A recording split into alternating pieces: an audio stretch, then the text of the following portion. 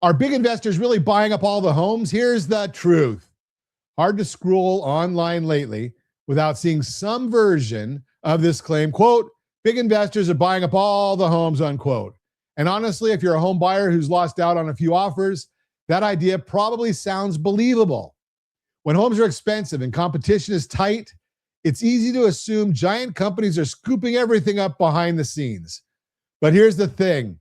What people assume is happening and what the data actually shows are not always the same. Let's look at what really happening when large institutional investors in today's housing market, because the numbers tell a much different story than the headlines. The number most people won't see online. That's why you listen to Ron Siegel Radio. Let's start with the most important stat. According to John Burns Research and Consulting, large institutional investors, those that own 100 or more homes, made up just 1.2% of all home purchases in the third quarter of 2025. If you're watching us on RonSiegelRadio.tv, any of our socials or the ABC News and Talk, AM 1490, FM 98.1 video feeds, you are seeing a chart showing the big investors are a small part of the market. That's it.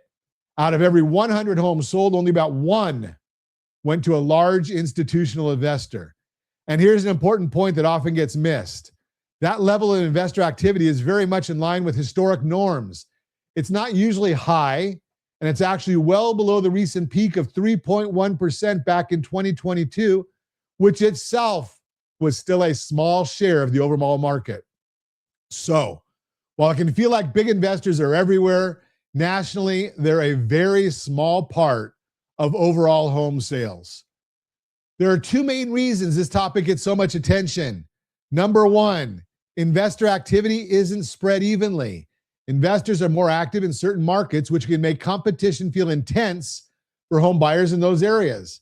As Lance Lambert, co-founder of Resi Club, explains, on a national level, large investors, those owning at least 100 single-family homes, only own around 1% of total single-family housing stock.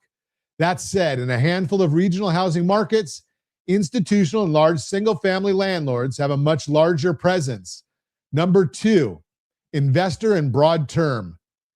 Investor is a broad term. Part of what makes the share of purchases bought by investors sound so big is because many headlines lump large Wall Street institutions together with small local investors, like your neighbor who owns one or two rental homes. But those are very different buyers. In reality, most investors are small, local owners, not massive corporations. And when all investors get grouped together in the headlines as a single stat, it inflates the number and makes it seem like big institutions are dominating the market, even though they're not. Yes, big investors exist. Yes, they buy homes. But nationally, they're responsible for a very small share of total purchases, far smaller than most people assume. The bigger challenges around affordability have much more to do with supply and demand and years of underbuilding than with large institutions competing against everyday buyers. That's why it's so important to separate noise from reality, especially if you're trying to decide if now is the right time to move. Bottom line, if you want to talk through what investor activity actually looks like in our local market and how it impacts your options or doesn't, give me a call at 800-306-1990. I've got the report cards for every area. We've got the market report for you. Sometimes a little context makes all the difference in the world. That is the Real-Time Real Estate segment brought to you by rsrmoney.com, rsrmoney.com.